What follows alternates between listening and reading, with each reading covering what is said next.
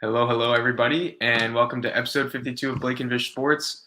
I'm Blake, joined by Vish, and I know it's a Tuesday. We were unable to stream yesterday because we had to watch the Monday night beatdown of the Packers and Lions game at Lambeau.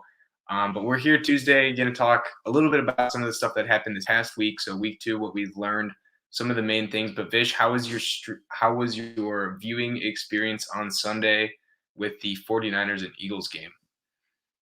Yeah, it was pretty good. I was excited to see the 49ers win. I was a little bit worried there in the first half. I came on very strong last week when Grant suggested that the Eagles had a chance in that game. I said slam 49ers -3. Luckily, the 49ers did cover the -3, so I was right about the slam, but it was a little bit testy. But they pull through. They're not like the Green Bay Packers over there and making Jared Goff look like Joe Montana for a half.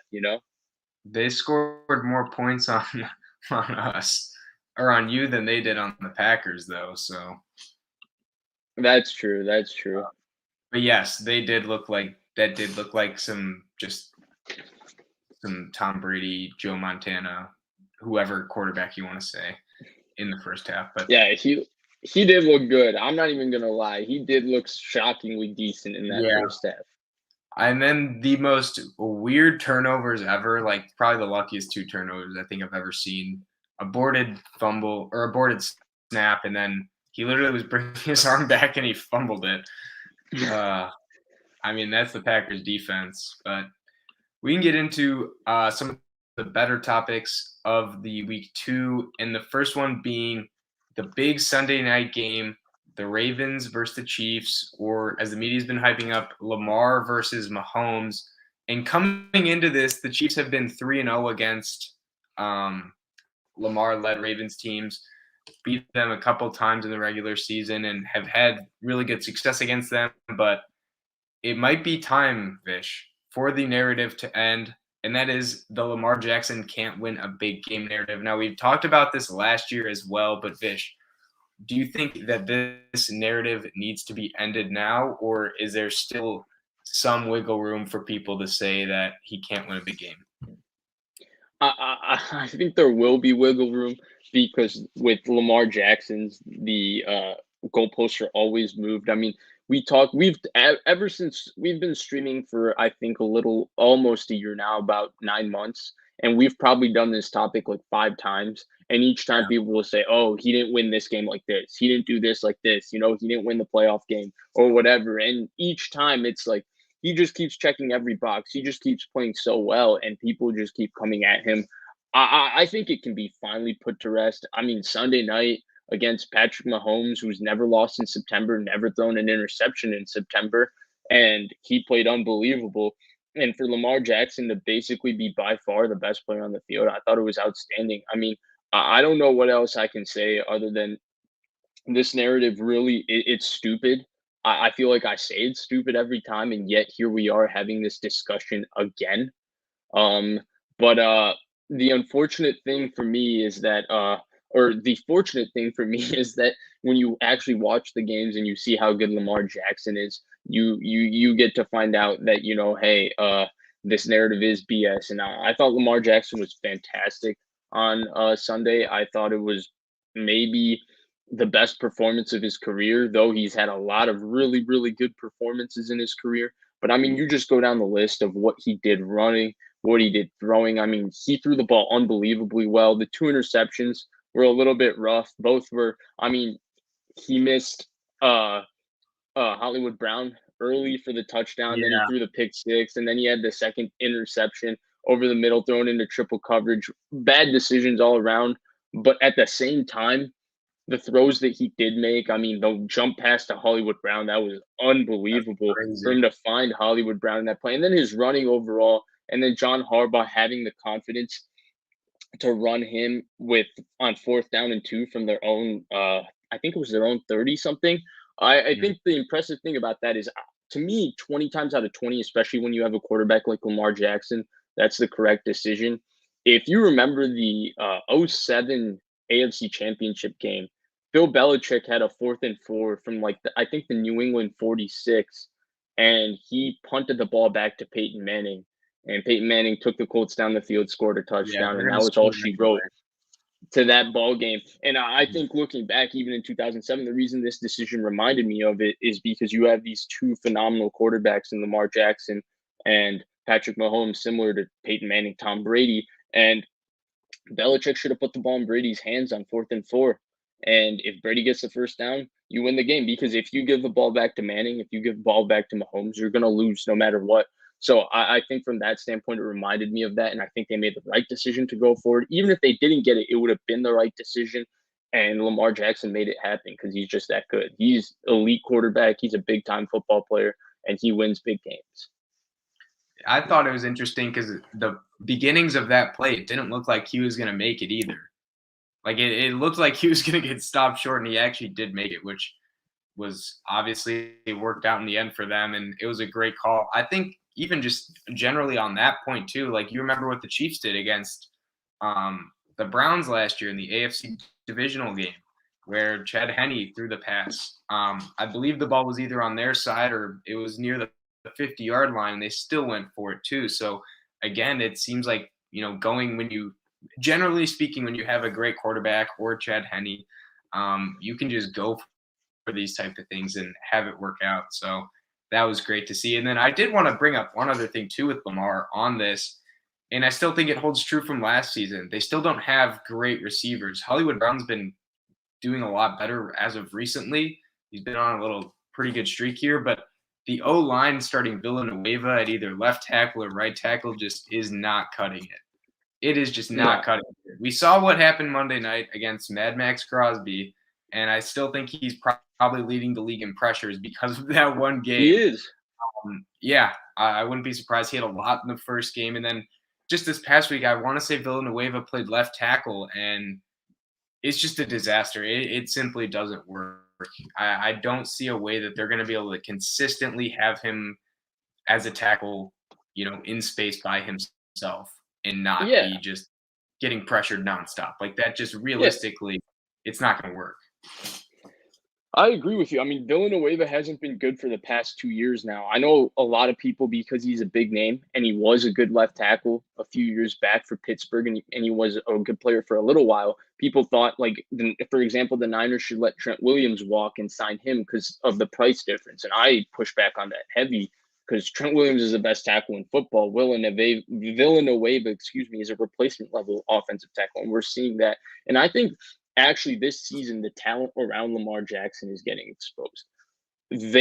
Though Owe looks fantastic, and if Owe continues in this trajectory, it might add some in the front seven, but the Baltimore Ravens front seven is not good in terms of getting pressure on the quarterback. That's why Wink Martindale has to blitz so much. And when they didn't blitz against Kansas City, really outside of Owe, Calais Campbell at times can still get pressure, but they weren't getting consistent pressure on Patrick Mahomes. They just did something that was totally un-Baltimore Raven-like, which wasn't send 6 and play cover 0. It was more so, let's play a little more zone coverage. Let's play a little softer. Let's be creative with twists, hunts when we send people and all of that. But Owe looks fantastic.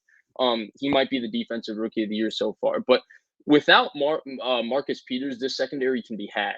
I know that Arnett had a pretty good game, but I think it's Anthony Arnett. Is that number 23? I'm blanking on his name. For the Ravens, you're saying? Yes. It's Anthony. It's Anthony Averett. It's Anthony Averett. That's who it is. Not Arnett. They both have that reddish kind of dye in their hair. Damon Arnett has it too, so I mixed them up. But he actually had a pretty good game in coverage. But to me, overall, I look at their secondary, I don't think it's very good outside of Marlon Humphrey. And I think what they did against the Chiefs is going to have to be their game plan because they can't pressure the quarterback consistently, which is why they run cover 0 so much and all of that. I mean, anybody who saw the Manning's broadcast, Manning's like, oh, what do you think the Ravens are running against the Raiders? They're probably running cover 0 every play, and they were because they can't get pressure on the quarterback consistently. So they've been forced to do that, and they've been lucky because Humphrey and Peters are so good that they can put them a little bit on islands and give them those challenging assignments and get away. But I think Baltimore's defense it's really not that talented. It's really not as good as I think people think. People think it's a top 10 defense because Baltimore has pedigree and a culture of having a top 10 defense. I wouldn't be shocked if it's a bottom 15, bottom 10 defense in the NFL.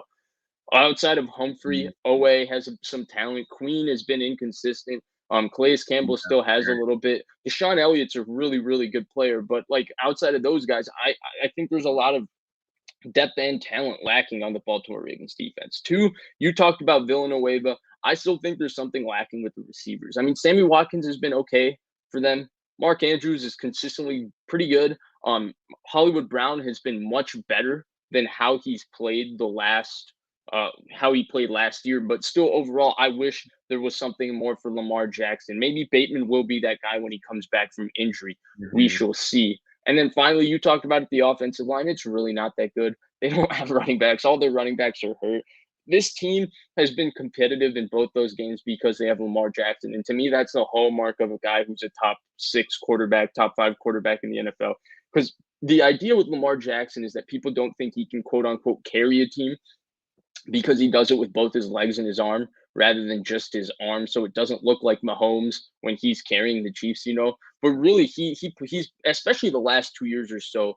The Ravens, I think, talent has been overstated around him. They've really been competitive because they have Lamar Jackson and other teams don't. Mm. Yeah, I mean, you slot in any running back on that team, and they instantly average 5 yards a carry, and it's not because that their O line is just great at blocking, but how much stress he's putting on the defensive line, especially the guys that are contained when they're running a read option.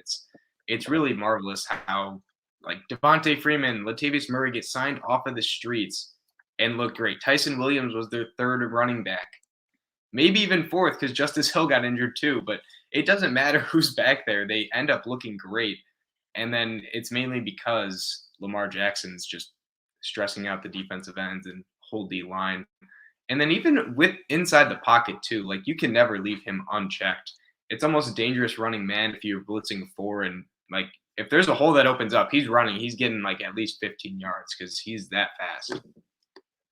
And I think his throwing from the pocket actually it's constantly underrated to me.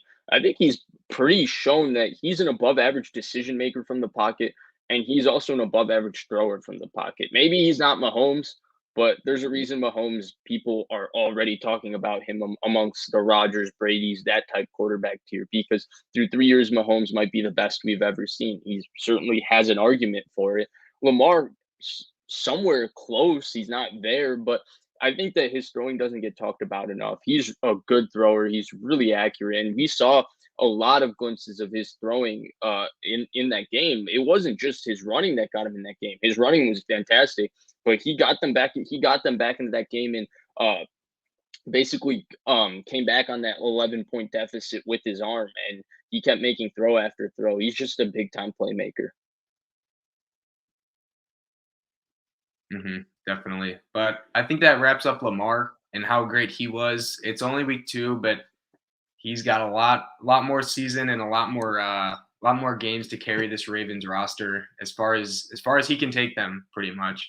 But getting into another quarterback that his arm has been looking great. He's played phenomenally this season so far and in the past, but it's only getting brought up now by sort of national media because they've looked really good the first 2 games.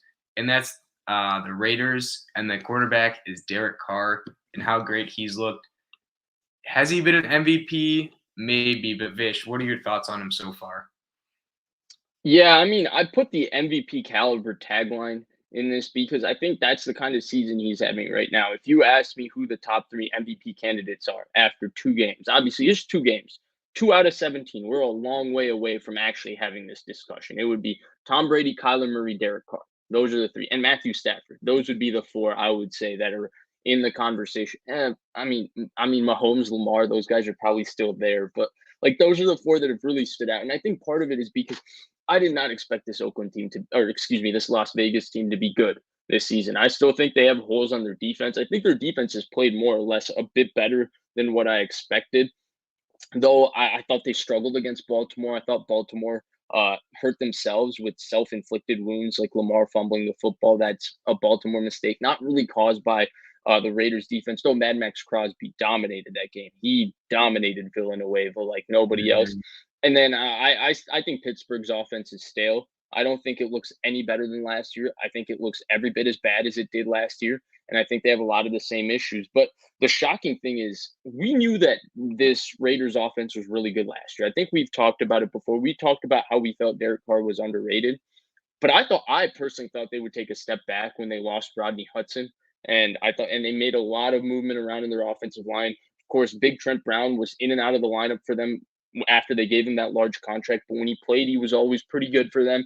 And so I wasn't sure with all this shakeup how it would be. And, Derek Carr, ever since he broke that leg, he's been a little bit weary when he hasn't had the greatest protection and he's getting hit. He hasn't played at the same level that we know he's capable of. And this year, Derek Carr has just come out firing. He was a little bit erratic to start that Raiders Ravens game. We were streaming during that, and then I went back and watched it. He was a bit erratic. But since he heated up in the middle of the second quarter of that game, he's just been on fire. Derek Carr, I think, is the most. I mean, we talked about underrated quarterbacks earlier this offseason. You brought up Tannehill. I brought up Baker Mayfield. It's probably Derek Carr. He is unbelievable. I think he's playing at an MVP level. I think his physical traits get underrated. He's got a really strong arm. He's Mhm. really accurate. He moves around really well. He's got a quick release. And we're just seeing him make play after play. I mean, we saw him destroy cover zero versus the Ravens. The ball to Brian Edwards was unbelievable. The ball to Zay Jones to win the game. I mean, he's wide Yeah. open, but he still got it there, and he knew he was going to be under heavy pressure when he threw that ball.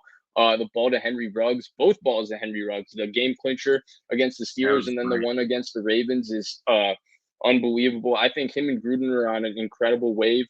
We'll see if that carries over because Gruden is known to start strong, especially with teams that we underestimate. And by November, we'll be thinking, wow, this John Gruden team, maybe John Gruden's really that good coach. And then they get to December and bad things happen in December and they end somewhere around 500. And we're back to the Gruden conversation of, is he a good coach? Is he not a good coach? But 2 games into the season, Derek Carr, I think, has been blowing everybody away. I'm so excited to watch him against Miami this weekend because I think it'll put this Raiders offense to a great test because Miami's obviously got a very good defense. They made Josh Allen struggle yesterday, or excuse me, on Sunday. It was just that their offense was anemic without Tua. And so I'm excited to see how Miami does in terms of matching up with this offense because, man, Derek Carr looks good. Man, he looks good. I think that's a great point with the O-line in that just this offseason they kind of retooled it a little bit, and a lot of people thought like, oh, they're gonna fall off for sure, and it really hasn't seemed like that at all. And I don't think they upgraded too majorly on offense just in any way. I mean, I know they brought in Kenyon Drake, Brian Edwards a year older, and they have a younger sort of receiving core. They lost Aguilar, but they have Ruggs, Edwards, and third and Renfro, who's still killing it. But I really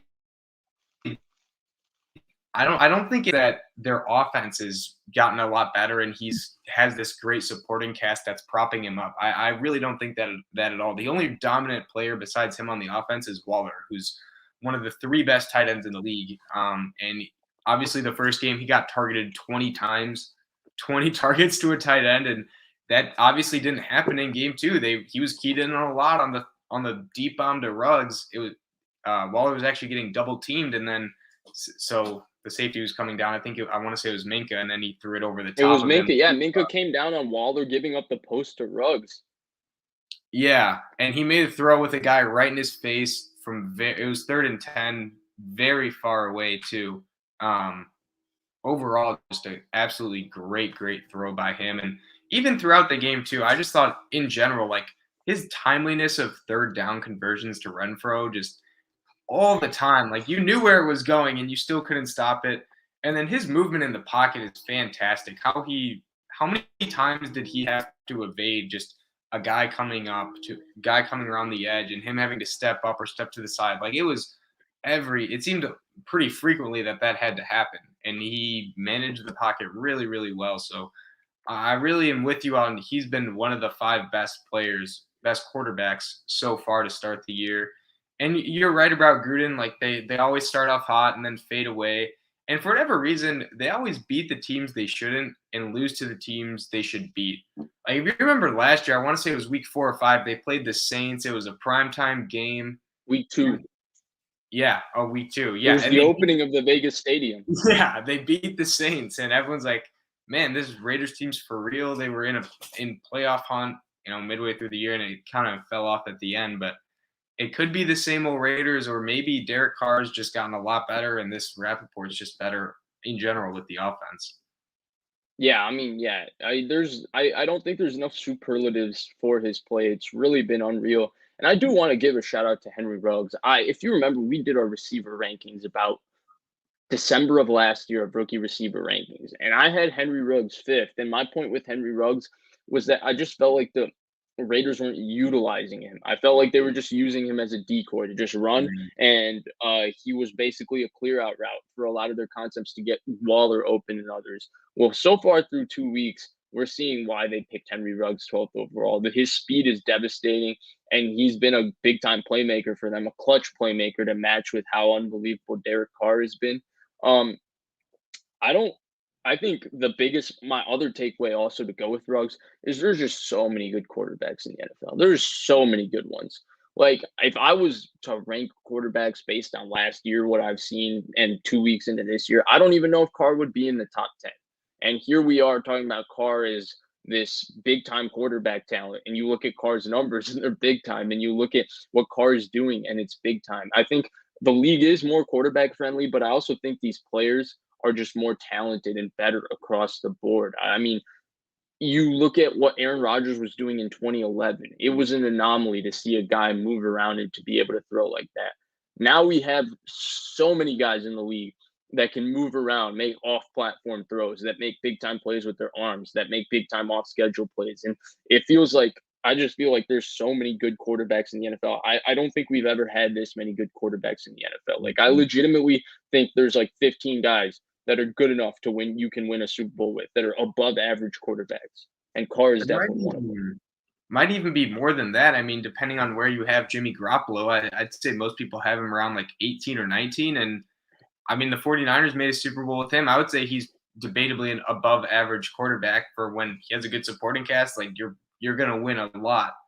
And True, I would true. compare that to like 10 years ago. Like Jimmy Garoppolo would be more than just like the 18th best quarterback. He would be viewed as a lot higher than that. Even a few years ago, he was. And guys like Kirk Cousins too. Like where would you rank him on your list? Because I'd say He's he's in the probably top. He's probably 15th or 14th. yeah, he's an above average quarterback. But 10 years ago, he would be looked at as like a top 10 guy easily, I'd imagine. So it is kind of crazy how many good quarterbacks there are right now.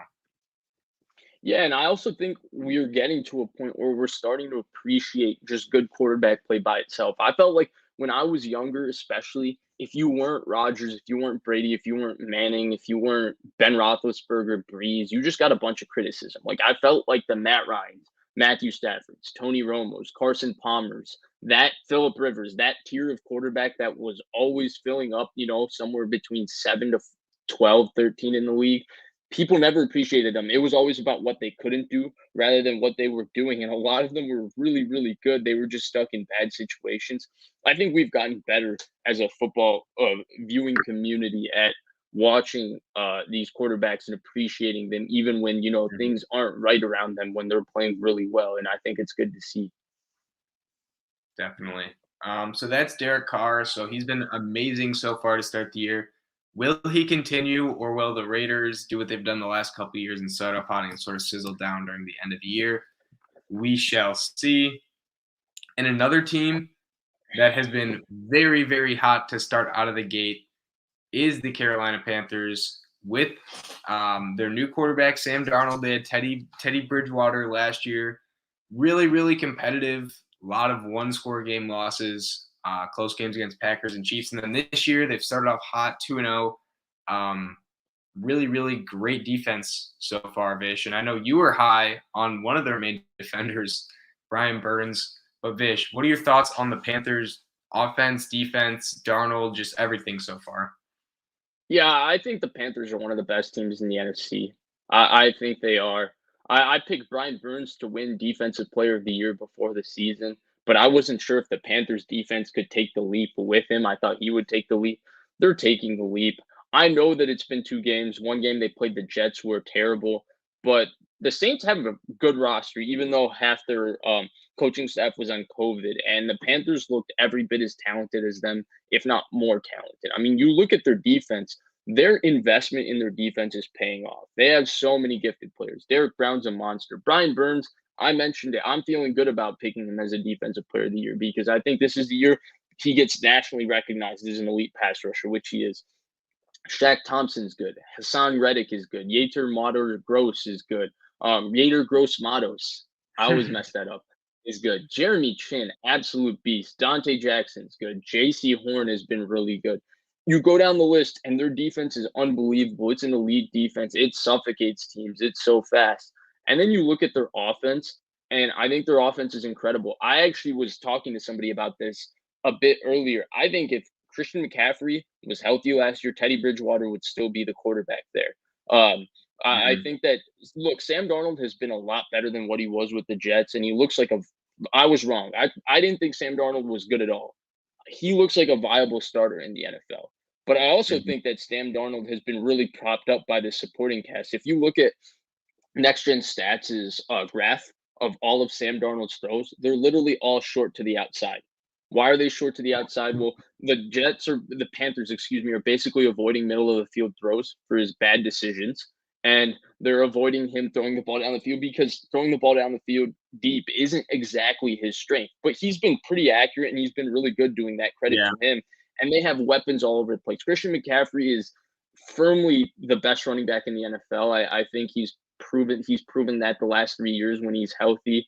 No disrespect to Derrick Henry, but to me, what he does in the receiving game adds an element. DJ Moore, we talk about DJ Moore all the time. We think he's a top 10 to 12 receiver in the NFL. He's unbelievable. Terrace Marshall is living up to the hype. He looks good.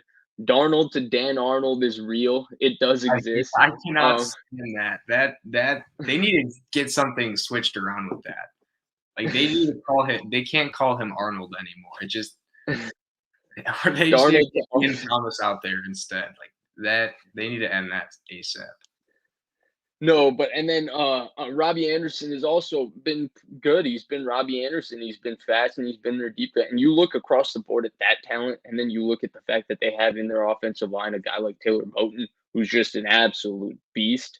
I just think that for that reason, I'm just so impressed with Carolina. I think we're going to see them start 3-0. I think there's no chance they lose to Houston on Thursday night. And I think they actually blow out Houston.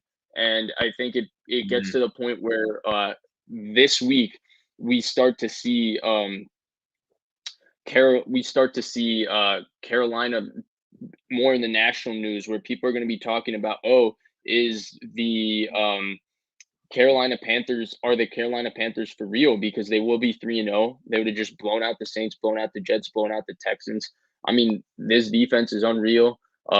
This offense looks really good, and Sam Darnold's playing good. So, I mean, yeah, Carolina is unbelievable. And I talked about before the season, before you go, how I thought Denver would be the best defense in football. And Denver has looked the part, but it might actually be Carolina. Carolina's defense is really, really good. They have been. And, I mean, they are getting a little lucky this week, though, not having to face Tyrod, because for whatever reason, Tyrod has been incredible in the first 2 weeks. Insane. Like, there's a realistic chance the Texans are in a one-score, really close nail-biter game with the Browns if he doesn't get injured. And that's crazy to even fathom, because if you'd have asked anyone before the season, they would have said 50-point blowout. But not to get too off topic, but I'm with you on the whole Darnold or McCaffrey, I guess, thing, and how he has looked insane. I want to say he's caught at least 8 passes in both games. And it's not even just swing routes that they used to throw to Kyle Allen. It's just he's going out of the backfield and he's either going inside or outside, and it doesn't matter where. There's no linebacker that can keep up with him. And it's always on the timely, 3rd and 5 or whatever, and he runs an out route against Demario Davis and he gets a couple yards of separation and makes a great catch. Or he goes on an inside route and he's picking up 5 to 15 yards because he can break tackles and he's so athletic. And I think that has really, really helped their offense in general because Mike Davis was pretty good last year, but McCaffrey is just something else in the receiving game. And there's really just no linebacker that can really keep up with him that we have seen so far. And then with DJ Moore, too, I'm glad you pointed it out. A lot of short stuff, like just get him and McCaffrey the ball and just let them go to work. I know he had the big bomb to Robbie Anderson, who was open and all that, but a lot of everything has been short and just let your two really, really good players after the catch or after getting the ball go to work. So I'm more fascinated to see how this offense does against potentially a more stout defense, like say they play the Broncos or say they play, I don't know, the Steelers or just some defense that is better than these past two, but not to try to take anything away, just want to see more. And then their defense has been absolutely fantastic so far. I mean, that D line, the D line has so much talent on it. Dante Jackson has been really, really solid so far as well, which is always exciting. And they just have, you mentioned it, they've invested a lot of capital, just early round picks into this defense. And you can kind of tell why their defense is just flying around the field at all times. So I really, really think that their defense will be up there. I don't know if they'll be the best. I don't know if I would put them as the best, but they're making a case for it right now. So you can't really complain if you're a Panthers fan.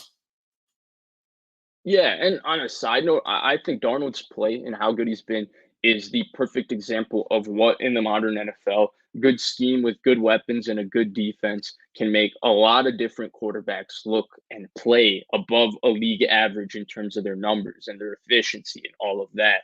I mean, we've seen it with a lot of different guys. We've seen it with Goff. We've seen it with Garoppolo. We've seen it a lot. If you put a good defense around them and you create a passing game that suits what they do, and that's what Carolina's done. They've not asked Darnold to do things he's not comfortable with. They've kept it simple for him, and he's excelling and he's doing great. And DJ Moore, as you mentioned, DJ Moore, Christian McCaffrey, unbelievable after the catch. And the Carolina Panthers are flourishing because of it. And, maybe as Darnold grows in confidence, it all opens up a bit more. I would like to see them against a bit better defense because New Orleans secondary was so banged up. No Lattimore and a few other guys. I'd like to see them against that. But even if you see him against that, like I don't know if there's a stopping, getting the ball out to DJ more quickly. And can you tackle him in the open field? He's unbelievable. And I don't know who's going to stay with Christian McCaffrey if you have to guard him in man coverage on any third down. He's unbelievable. I think they run the ball better too against a lot of different teams because the Saints defensive line just is really, really strong and stout against the run. So I think overall, like Carolina to me is just for real. We talked about them. Both of us mentioned them as a sleeper team that could be good because we looked at the talent. We were not sure about Sam Darnold. And so we both didn't pick them to make the playoffs. We thought their division was difficult. Our man Jamal Armstrong in the comments has been all over Carolina as well. And to me, I thought they were maybe a year away. This year they would compete with everybody and they would beat a few good teams, but they might not be ready, to be a playoff team. But right now, 2 weeks into the season, they look like they're ready now, which is crazy because they're super young. And I think Matt Rule has been a fantastic hire, one of the best hires from that hiring cycle. And he has brought a culture. And I don't know if many people have bought into the college coaches coming up to the NFL because it always hasn't panned out. Saban's an example. Urban Meyer's looking to be the next example. But Matt Rule was really good in college, and he's really good right now so far. Just keeping this team competitive and building a good culture in Carolina. Yeah, and I was thinking about this, and mostly because my cousin's a Giants fan. If you remember, the year the Giants hired Joe Judge, I think Matt Rule was hired in the next cycle, if I remember correctly, or maybe Joe Judge and Matt Rule were hired in the same cycle. But maybe, but more or less, I remember Matt Rule was heavily connected with the Giants. Everybody thought that that's who the Giants wanted to hire. And I also remember that the year the Giants drafted Daniel Jones, before Justin Herbert said he was going to go back to Oregon for his senior year, everybody was saying that the Giants were smitten with Justin Herbert. They love Justin Herbert. Can you imagine where the Giants would be right now if they had Matt Rule and Justin Herbert instead of Daniel Jones and Joe Judge? They probably wouldn't have beaten. Or no, they're 0-2. They would be in a lot better spot. I was gonna say Daniel Jones wouldn't be looking so good against Washington all the time. That's for sure, because he hates Washington and he just takes all his anger out and plays well against them. But yeah, Yeah, that team would be scary. yeah. I mean, I just brought that up because obviously Herbert's unequivocally better than Daniel Jones, but Daniel Jones played great, I thought, on Thursday. I mean, we didn't get a chance to talk about it. Some school stuff came out, so we weren't able to stream on Friday. I had a couple projects due, but yeah, Daniel Jones was unbelievable in that game, and it definitely wasn't his fault that they lost. He got a 50-yard touchdown taken away too, a rushing touchdown. That's what I'm probably the most angry about, because that man's rushing is just too good. He's super fast. But He's enough a with fast that. player, quarterback in the league. He's definitely faster than Lamar, definitely. And Kyler. Yeah, definitely. But that wraps up the Panthers. So Matt Rule building a great culture there was kind of the point of that. But great defense, great offense so far. Will they make the playoffs in the NFC? We shall see in the near future. But another team that has been making a strong push towards the playoffs looked really good in week 1 and 2 is this Cowboys team. So obviously last year Dak got injured and was out a lot. They had Dalton. They had a lot of injuries on the offensive line. Defense was bad.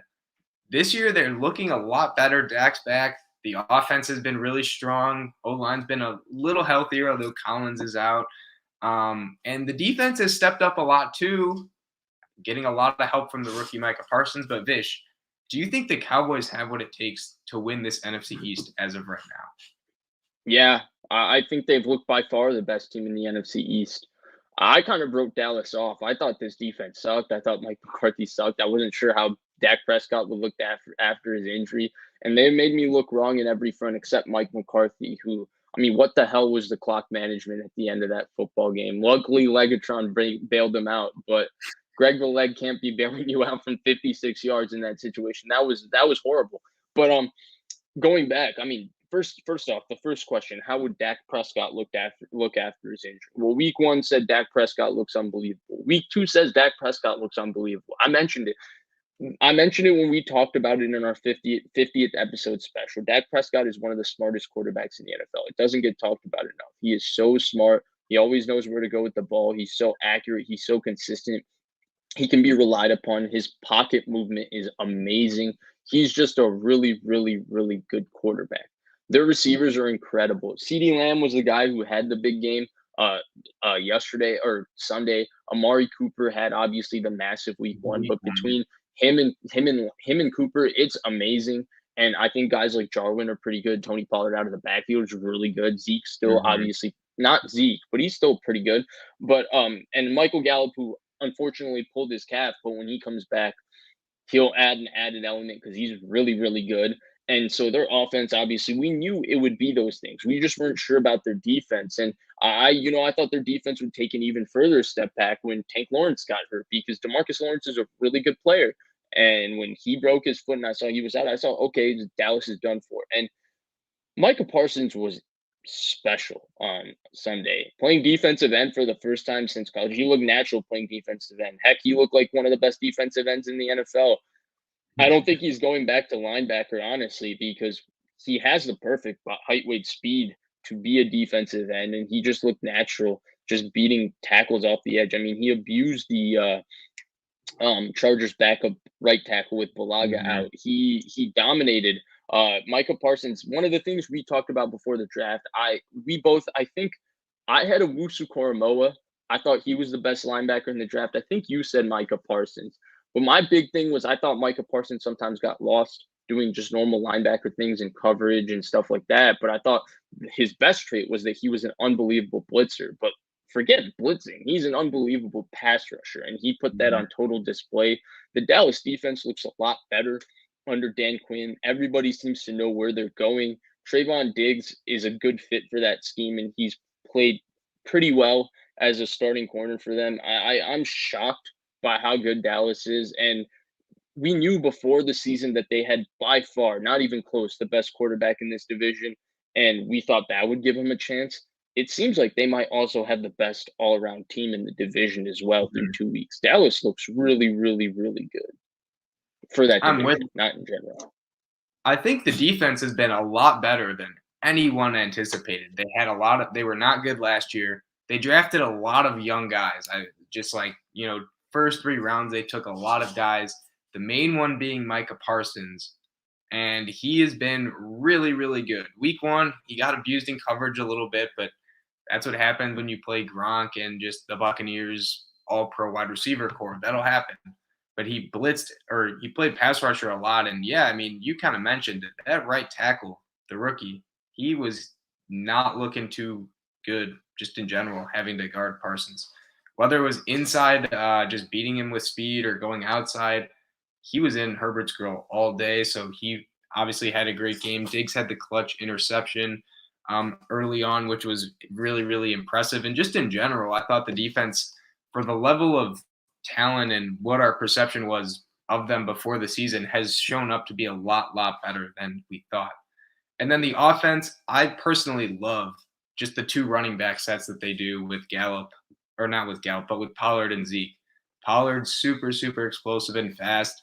Should get the ball more. He really should. I've been a big fan of his just because of how fast and explosive he is, and he's more of the scat back type where I don't know if you'd want to run him between the tackles for 20 to 25 times a game, but getting him on the edge and outside is just really, really effective. And I still think Zeke has something in the tank. I don't think he's completely washed. He's certainly a little overpaid for being a running back, but he still is fine. And then their receivers are just big time.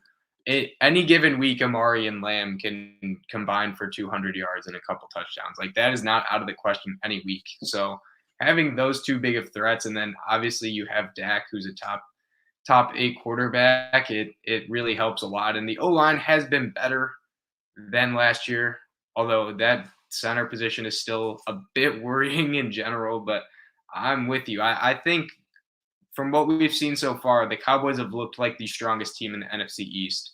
And I don't think it has been particularly close, especially with Washington coming out pretty flat in general. And same with the Yeah. Giants, too. I don't think either of them have been that great. The Eagles have looked, I mean, they played great week 1. They played the Niners close. They've probably looked like the second best team in the division at this point. Yeah. But I also think Philly just lost Brandon Graham and Brooks, both to Brandon Graham tore his Achilles. Brandon Brooks has a serious chest injury, so I question how good Philly can be if those are 2 of their better players. Mhm. So from that standpoint, I think Philly will go back to what we expected. I think Dallas by far looks like the best team. Washington's defense is really not that good. It's definitely not what we No. expected it to be. The front 4 is good, but they don't have anything outside of their front 4 in terms of defensive line depth. And their front 4 to me is not as dominant as we all projected it to be. To me, Jonathan Allen, he's an absolute monster. To me, he's the best player on that defense. But Chase Young is good, obviously. But I think we overrated them honestly coming into the season. They didn't take the next step that we expected. I don't think there's that far of a difference, honestly, between their defense and Dallas's defense from what I've seen so far, especially when you pair it with Dallas's offense is exponentially better than their offense. Dallas's offense is unbelievable. Dak Prescott is fantastic. And so overall, I'm interested to see who does win this division. I'm kind of mad at myself that I wrote off Dallas, but they definitely look like the best team so far. We'll see how it goes, but I think Dallas has been pretty pleasant surprise 2 games into this season. Yeah, and it hasn't even been that their offense has been like great. Because I think, seeing what they did at the beginning of last year, their offense was really good. It's more so been that their defense isn't just getting run all over. Teams aren't just throwing for 400 yards on them like with ease. It's really a lot better than what we had seen in the past and even thought it could be. And yeah, I'm with Washington. Like you think this defense would dominate more so than it has. And I know Daniel Jones plays really well against them for whatever reason, but I don't understand how their defensive line and just defense in general is not winning them more games. You would think they would, but The 6-minute drive the Chargers had on them to close that game, that was warning sign number one. Because if you have a high level defense, that should never happen, no matter how good Justin Herbert is. I mean, the Cowboys defense did really, really good against the Chargers and the Washington. They did better against the Chargers than Washington did.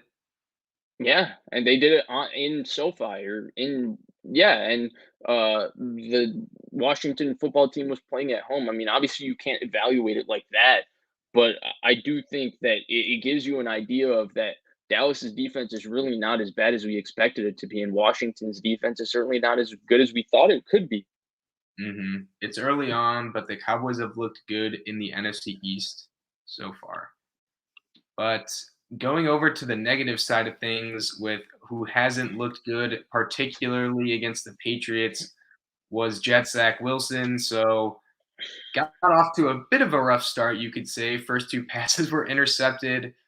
Offense in general didn't look good passing the ball. Running, they looked really good with Michael Carter, though. Um, Michael Carter looked great. yeah, he looked fantastic. The Patriots offense was just running a lot. Mac Jones didn't really have to do too much, just kind of dink and dunk the way down the field and just hand it off to Damian Harris, let him break 8 tackles and score. But getting on to Zach Wilson, because we talked about him last week. We thought he did a pretty good job in his debut against the Panthers in Sam Darnold's revenge game. But this week against the Patriots, not so much. But Vish, do you think that this is kind of who Zach Wilson is? Last game might have been a gimmick. He's not as good as he was advertised. What are your thoughts? No, I don't think that. I think this is part of the process. I think this is what happens when a bad team starts a rookie quarterback early in the season and they're forced to play Bill Belichick, who obviously always exposes rookie quarterbacks. Um, I thought that Zach Wilson, yeah, the stats were bad, and I did watch the game. Um, he was not that good in that game. I think he struggled. I think he was not seeing things clearly. I think his accuracy actually wasn't as good as it's been throughout preseason and the regular Mhm. season week one. I thought there were a couple of gimme throws that he missed. Um, but overall, I just thought that the Jets are just bereft of talent. I think, yeah, the Jets, their roster is really not that good. I think the Jets have a lot of holes. I think there's a lot of places they need to get better.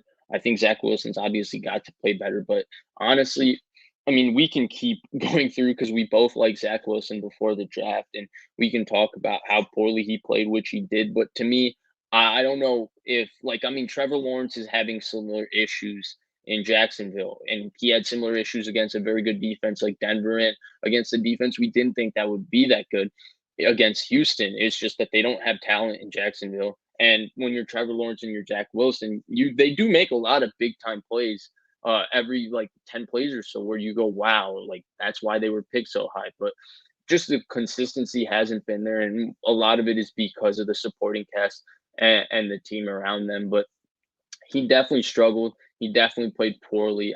But I don't know if the other rookie quarterbacks would have succeeded in that situation against Bill Belichick.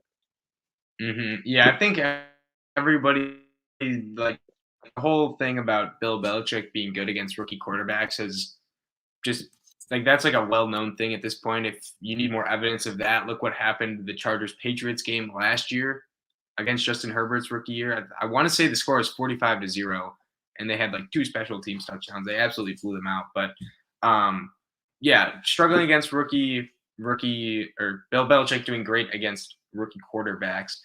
And it was not even that like there was one interception I would say that you can't really pin on Wilson. The The second one Corey to Davis, Davis. that one Yeah. went right through his hands. Like you can't fault him for that. The last one though, like where he just threw it into no man like that, there wasn't even a guy near there. That was very concerning. But I'm with you on just not the interceptions aside because those were bad. I thought the accuracy in general, like there was multiple overthrows and just general inaccuracies that he is really accurate and he looked really accurate against the Panthers on numerous different occasions throughout the game. There wasn't really any overthrows, but this game just throwing to the outside, lot of inaccuracies and overthrows and all of that. So that was just a little concerning and maybe he was rattled.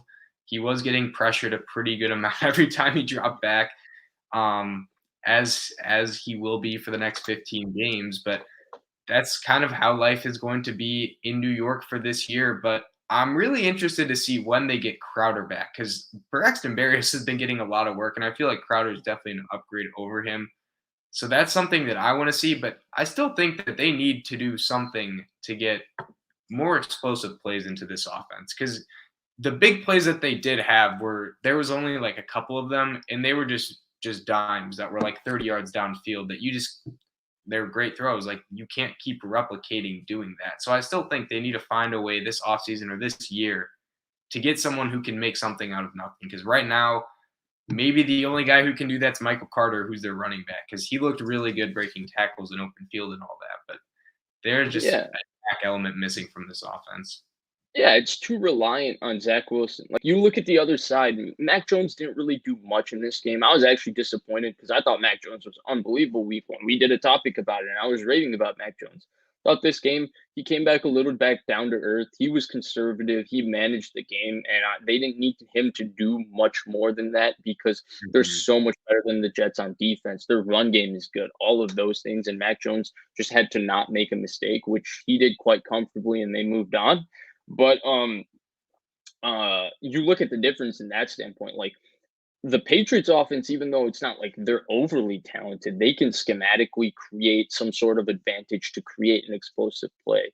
The Jets did it the once they had Elijah Moore wide open and Zach Wilson kind of it was a more accurate throw would have been nice. He threw him basically out of Out of bounds. bounds. Yeah. He caught the ball, but he had nowhere really to go with it. But otherwise, it feels like Zach Wilson has to make a play for them to have an explosive play. Maybe Michael Carter changes that, but overall, I just feel like the Jets' lack of talent, the Jaguars' lack of talent, both of those things are just getting exposed right now, and that's what we're seeing. That's why these younger quarterbacks who are really talented, who are as good as we thought they were, not playing maybe as well statistically as we would expect or we would like.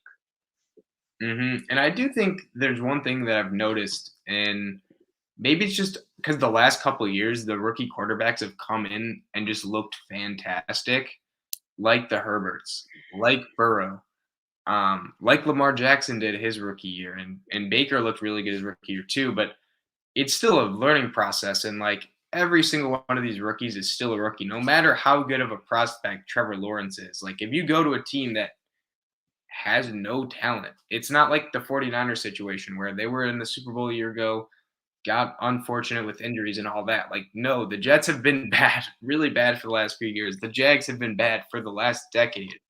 Like they're coming in as the quote unquote saviors, and it's really a big ask for them to kind of just bring a winning culture immediately. And I think this is kind of something I've thought with Tua is you need to give them a little more time, and I think that's what is happening kind of this year, and that it's going full circle where maybe with Tua people were a little pressed against him not performing as well as now. There's a little. I feel like more excuses for the Wilsons, Lawrences out there that have started off struggling. Yeah, and two at least came into a good situation with a good roster and all that. Yeah. That roster looked like they were primed to make the playoffs with Fitzpatrick. And even Herbert, that Chargers team, at least they have premier players like Joey Bosa and a couple other guys. Like they signed Bulaga, who's gifted. Keenan Allen's a big time wide receiver. Eckler's a good running back. They had a little bit more there. Cincinnati, they had a couple issues, but even they had a couple premier players like Joe Mixon's big time. And Tyler Boyd's a good weapon, probably similar level Mhm. player to what Corey Davis is. Maybe Corey Davis is better, but Joe Burrow had to go through a similar type of thing as these two guys. And I thought maybe Joe Burrow played better than both of these two guys have played right now. But I Mhm. also think that was because Joe Burrow just did more things that was NFL like in college. So I thought he was better prepared for that situation. He wasn't physically as gifted as either Trevor Lawrence or Zach Wilson, but he was more well equipped to handle the NFL game faster. And we saw that. But overall, I'm with you. The situation matters so much. And it'll be interesting to see because, like, you see how well Darnold is playing. Like, I still think they made the right move, the Jets did. But the quarterback struggling in New York is a Jets problem. And uh, I like Robert Saleh. I like the hiring. I think Mike LaFleur is the right kind of scheme that you want to run in 2021. It'll be interesting to see if uh, the Jets can get the right kind of pieces around Zach Wilson. But I mean, I don't think I think him struggling versus the Patriots is really much ado about nothing. It happens. It's going to happen to other rookie quarterbacks. Trevor Lawrence has been going through a little bit. Mac Jones is going to have one game soon where he has a game like this. It's just what happens. It's what the NFL does. I'm interested to see how he plays next week more than anything because him bouncing back will be the name of the game for his career. Definitely. So that is Zach Wilson against the Patriots. But that'll wrap up this episode of Blake and Vish Sports. And we're planning on streaming on Friday again, getting back on the schedule. As previously mentioned, we had some issues with schoolwork and timing and dates and all that. So hopefully we'll be back after the highly prized and highly anticipated Panthers and Texans slugfest. Because Thursday night is not Thursday night without an AFC South team in there. So we will be watching that and giving a breakdown on that. But thank you guys again for watching, and we'll be back soon.